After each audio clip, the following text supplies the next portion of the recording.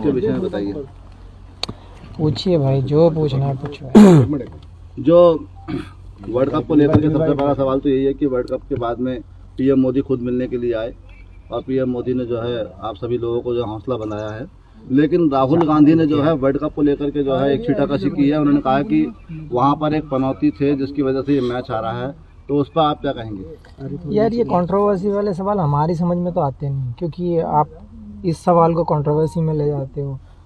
Basic चीज़ों पे ध्यान दो, जिस चीज़ पे आपने पूरे 2 महीने से मेहनत की है उस चीज़ पे ध्यान दो। ये पॉलिटिकल एजेंडा, ये जो चीज़ें आप जो बीच में लाते हो, मुझे समझ नहीं आता ये सब चीज़।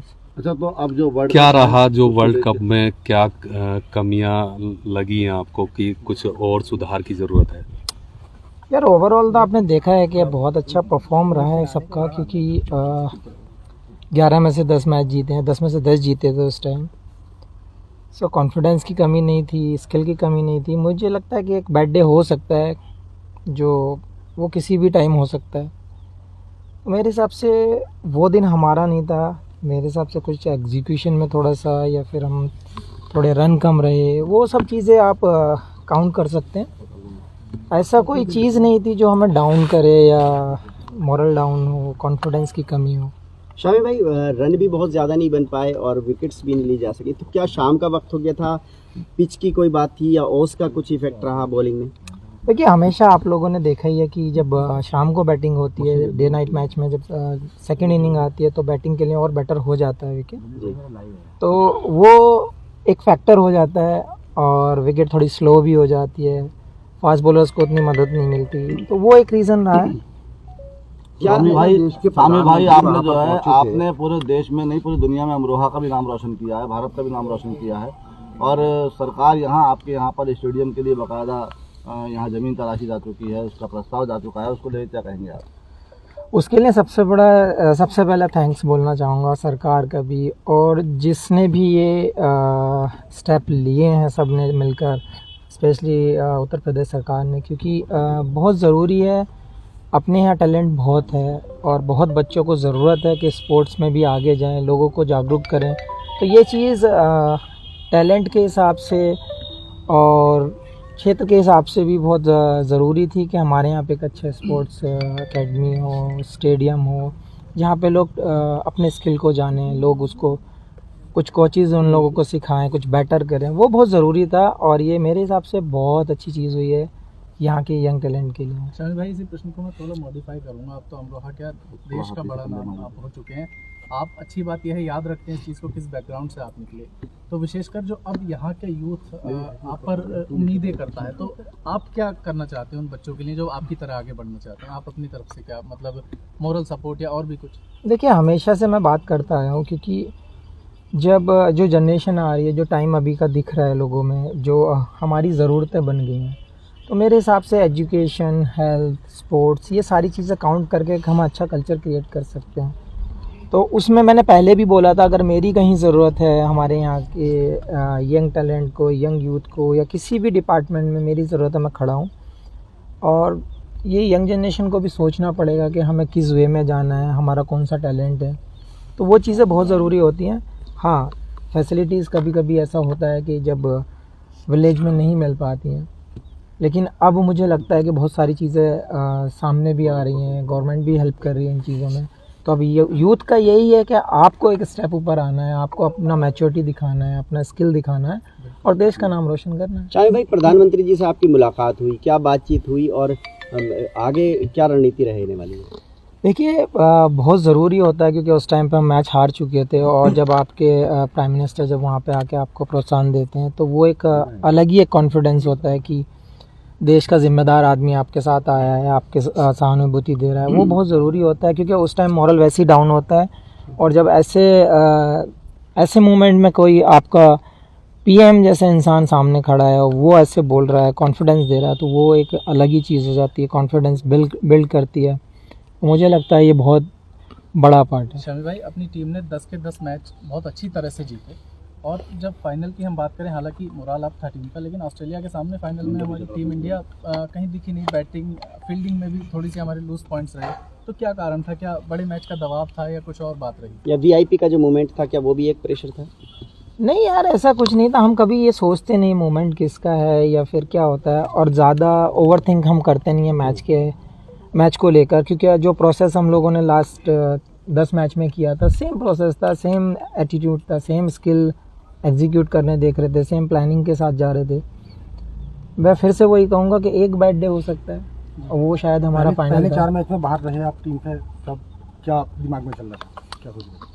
यार मेरी अप्रोच एक ही थी, क्योंकि वर्ल्ड कप जैसी चीज़ है, क्योंकि आपके जो 15 हैं, मेरे साथ अश्विन भी बाहर थे, तो अगर 600-700 विकेट लेके बेंच पे बैठा तो टीम की क्या कैपेसिटी होगी आपको आइडिया लग जाता है।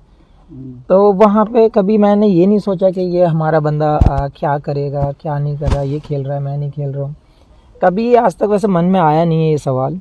मैं हमेशा यही चाहता हूँ अगर मैं बैठा हूँ और कोई 11 प्लेयर खेल रहे हैं तो वो अच्छा ही करके आए, टीम के लिए बेटर करके आए, टीम को जिता कर लाएं, वो हमारा मेन गोल रहता है। क्या कारण रहा कि जो रन 240 तक ही आ पाए? क्या पिच की कमी मानी जाए इसको? दोबारा पूछो।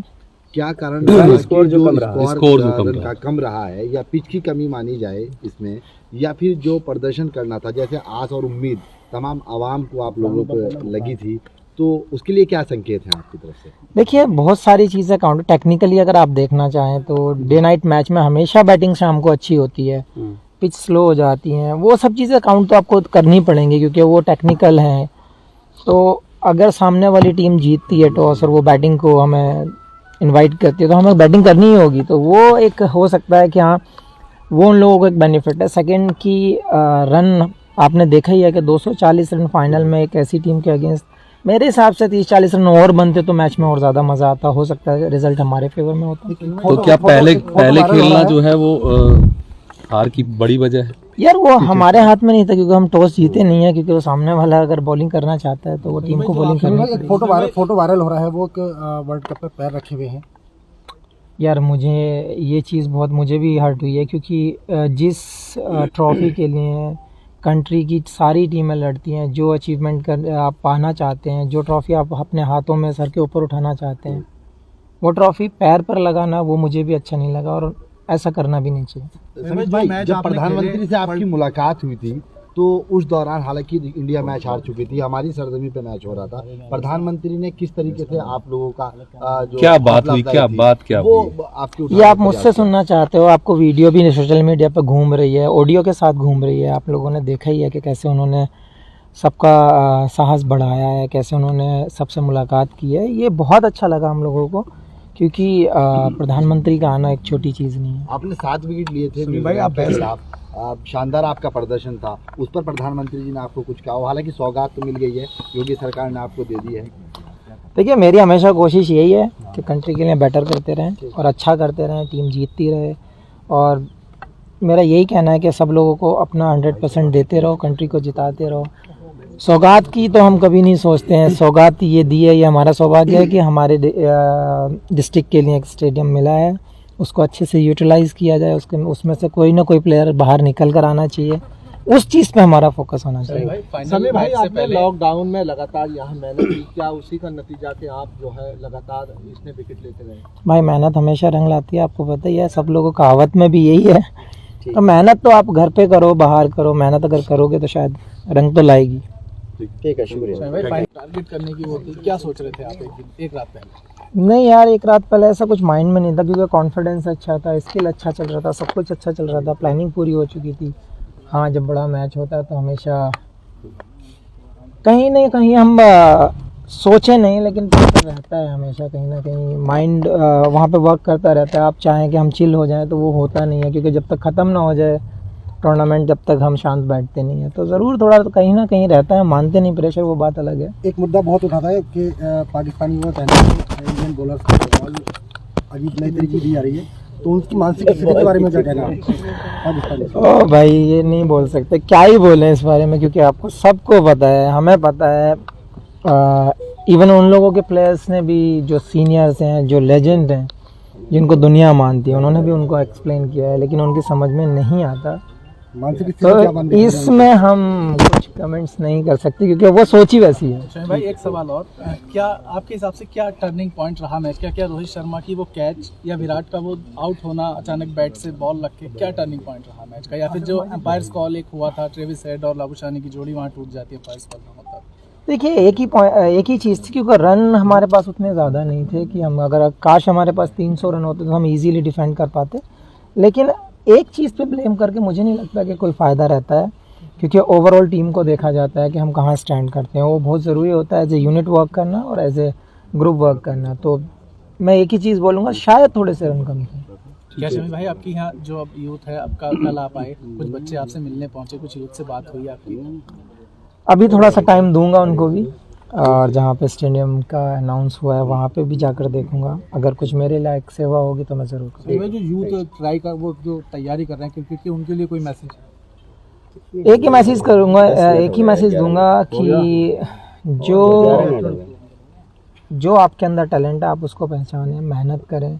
क्योंकि जब मैं यहाँ से गया था तो आप लोगों को भी पता है कि कैसी फैसिलिटीज़ थी या यहाँ पे क्या था। बहुत स्ट्रगल करने के बाद यहाँ से ये अचीव किया है। अब अगर आपके पास फैसिलिटीज़ हैं तो बस आपको हार्डवर्क की ज़रूरत है, फोकस की ज़रूरत है। तो यही कहूँगा कि आप फोकस करें और हार्डवर्क करते रहें। Thank you.